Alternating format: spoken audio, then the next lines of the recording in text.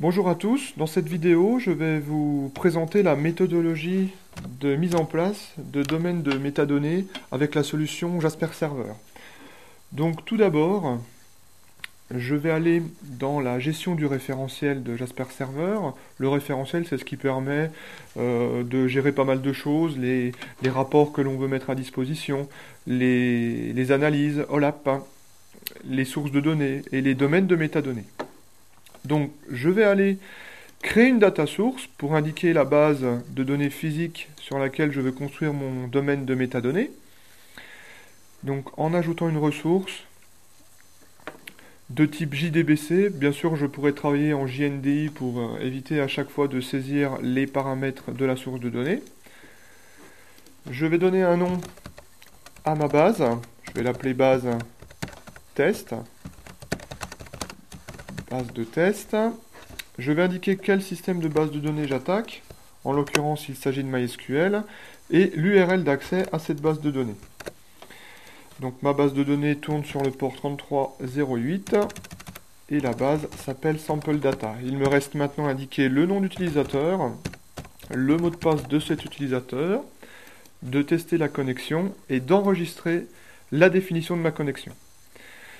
Une fois que ces choses faites, je peux ensuite créer ce qu'on appelle un domaine. Donc un domaine, ce n'est ni plus ni moins qu'une abstraction de la couche de métadonnées, enfin de la couche physique, pardon, au travers d'une couche de métadonnées. Donc je vais ajouter une ressource. Donc cette ressource, c'est un domaine de métadonnées. Je vais indiquer le nom de mon domaine. Domaine, on va l'appeler domaine base test. Et je vais lancer le concepteur de domaine qui est un concepteur full web. Je vais sélectionner ma source de données, on retrouve base de test. Je fais OK et l'interface web, tout se déroule en web, c'est assez intéressant, c'est la richesse de Jasper. Nous allons sélectionner les tables qui nous intéressent.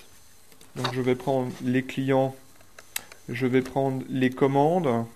Donc les commandes, les lignes de commande et les commandes, les produits. Donc la première étape consiste à sélectionner les tables qui nous intéressent. On peut continuer en cliquant sur le bouton suivant. La deuxième étape nous permet éventuellement d'ajouter des tables dérivées. Qu'est-ce qu'une table de dérivée? En fait, c'est tout simplement une requête SQL on pourrait faire une analogie avec une vue. Donc là, je n'en ai pas, je vais sauter cette étape en passant directement à l'étape jointure. Donc la jointure va nous permettre d'établir les relations entre les tables. Donc j'ai 4 tables, en théorie, je devrais avoir 3 relations à créer, c'est ce que je vais faire tout de suite. La table Customer, donc la table des clients, est reliée à la table des commandes, la table Orders, par le numéro du client. Donc je vais sélectionner à gauche et à droite pour la table Customer WTR et la table Orders, le champ Customer Number. Il me suffit ensuite de définir la condition de jointure. Donc là, je suis sur une inner join, une jointure intérieure. Bien sûr, Jasper permet de faire des jointures left et des right join. Donc, je crée ma première condition de jointure qui apparaît dans le tableau du bas et je vais continuer. Maintenant, je vais relier mes commandes à mes lignes de commande, donc orders details. Donc la relation se fait sur le numéro de la commande, order number, je rajoute ma jointure, une deuxième jointure s'affiche en bas. Et pour terminer, je vais faire le lien entre mes lignes de commande et mes produits. Donc mes produits sont reliés par le champ product code. Donc j'ai sélectionné mes 4 tables et entre ces 4 tables, j'ai créé les conditions de jointure. Je continue. Avec la quatrième étape, cette quatrième étape va me permettre éventuellement de rajouter des champs calculés. Donc les champs calculés vont être des items qui ne seront pas stockés dans la base de données, mais qui seront calculés à la volée. Donc on peut faire un petit test sur la table Orders Details. On constate que sur cette table de ligne de commande, nous avons le prix unitaire et la quantité, mais nous n'avons pas le montant. Donc je vais créer un champ montant qui sera de type double, donc ce sont des types Java. Et le montant ne sera ni plus ni moins que le prix unitaire, double clic, que multiplie la quantité. Je fais OK. Vous voyez qu'ici, le champ calculer montant a été rajouté. Bon, on pourrait faire de même pour beaucoup d'autres choses. Sur la démonstration, ça suffira. L'avant-dernière étape, les filtres, va nous permettre de, comme son nom l'indique, de filtrer les données renvoyées par rapport à tel ou tel item.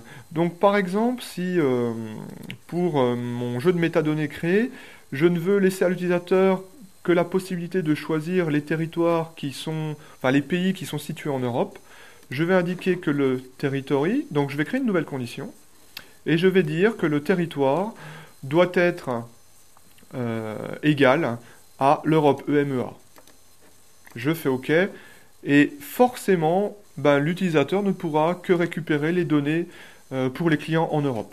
Bien sûr, on pourrait également mettre des conditions plus avancées, notamment en termes de commandes, par exemple sur les dates d'expédition. Je veux par exemple pouvoir dire que je ne prendrai dans ce metadata, dans ce domaine de métadonnées, uniquement les dates qui sont supérieures. Alors, vous voyez qu'on a un petit calendrier au 1er janvier 2010. Donc je ne vais pas rajouter cette condition, je vais juste garder la condition le territoire est égal à EMEA. Je clique pour terminer la configuration de mon domaine. Donc là, la chose importante, c'est d'indiquer sous quel libellé on veut présenter les éléments. Donc les noms des tables éventuellement et les noms des colonnes. Donc ça, c'est assez important pour l'utilisateur final, c'est ce qu'il verra à l'écran. Très simplement, je vais faire du drag and drop, voilà, poser une des tables que je peux renommer dans la partie droite de l'écran. Je vais l'appeler client. Et je vais éventuellement garder des items ou pas en fait. Donc je vais garder l'adresse, adresse line 2 je n'en ai pas besoin, je vais garder la ville, je vais enlever les contacts. Le client et le numéro du client et le nom du client, je vais les conserver. Et toutes les autres informations, je vais les supprimer. Voilà. Donc bien sûr, pour faire quelque chose de correct et d'intéressant, je vais renommer les champs de manière à ce que l'utilisateur final puisse les comprendre en faisant ses requêtes. Donc je vais renommer les champs de la base qui sont en anglais en français. Country deviendra pays. Customer name deviendra le nom du client. Customer number, je viens de le retirer en faisant une erreur, sera... Vous voyez, on peut également architecturer de la façon dont on veut les items. Customer number, je vais finalement ne pas le prendre. Donc les clients, je vais prendre également les produits. Donc je vais amener la table produit, je vais la renommer. Je vais garder quelques items, notamment, je vais ne garder que le code produit, la description et la gamme. Les autres champs, je vais les enlever. Voilà.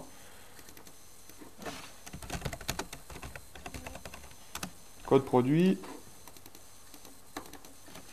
La description du produit.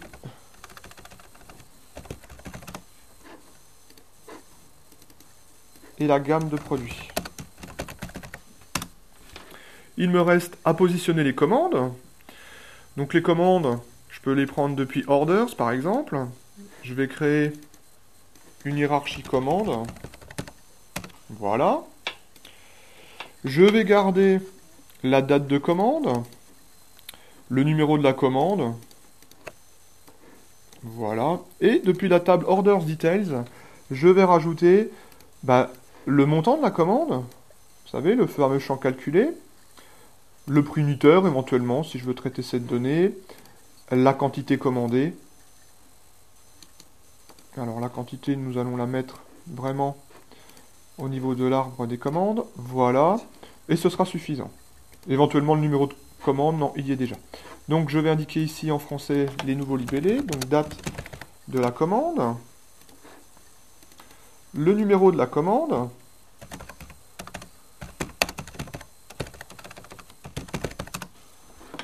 Le prix unitaire, et la quantité.